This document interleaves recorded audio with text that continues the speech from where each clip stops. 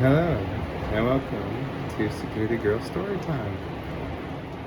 In the middle of a giant rainstorm is the perfect time to tell a story, isn't it? So, I had just started corrections. I worked at a maximum security prison.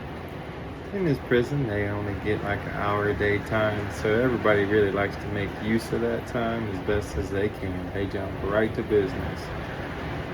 Today was like my fourth day on the job, so I had very little idea as to what to expect.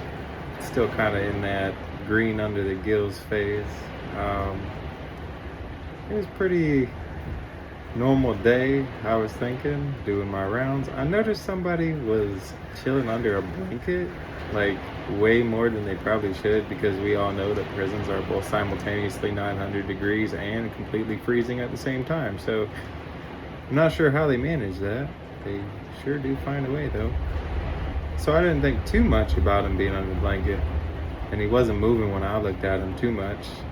So I didn't raise any flags or anything like that.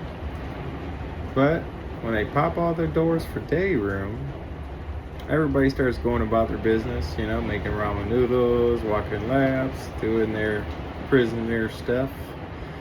And this guy goes right to one of the only two tables where people can have meals in the entire room and gets up on the table, drops trowel right then and there with a full-size shampoo bottle in this man's butthole.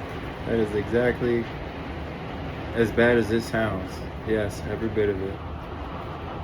But on top of that, this man was 70 years old. Very flabby, very gross. I had an out-of-body experience. I think for a second there, I forgot that I was supposed to stop him from doing that. And I did forget that. I called a medical emergency. People started running. And we did kind of take care of that. I was not the first one to jump on that pile. I will tell you that.